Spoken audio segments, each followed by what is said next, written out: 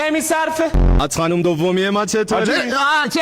کی بود؟ به تو که هست بچه من توضیح بدم. حاج رصده الان میام برو. یا الله کار آسی که میخواید همینه. یه نسخه کلا ازش تولید شده اینم خودمون. حاجی از این 50 تا تو انبار داریم ها. لا لا لا مگه صد دفعه گفتم مشتری اومد خفه شو.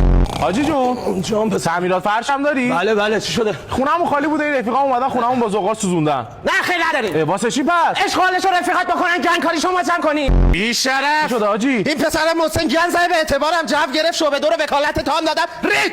الو. خوبی نقل و نبات بابا.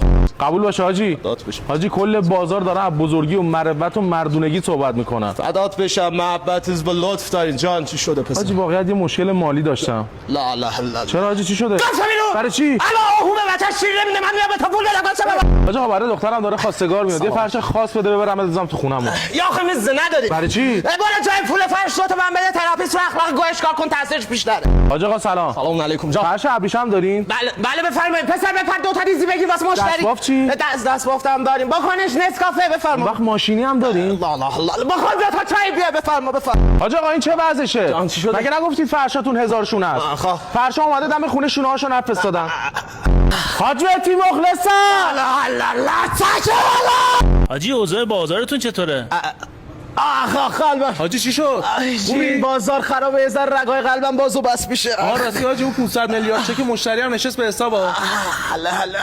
حاجی چی شد که شما اومدی تو کار فرش؟ والا ما 40 سال ننمون تو خونه فقط با رو فرشی مجوز تردد میداد. تو بگو 40 سال اینقدر رنگ فرش ببینیم هر کی باشه عقده میشه دیگه. نظرت دستگاه اسپرسو بندازیم همون گوشه حجره این تازه عروس اومده اومدن اسپرسو بدیم همچین فرش بشن فرش ابریشم بخرن؟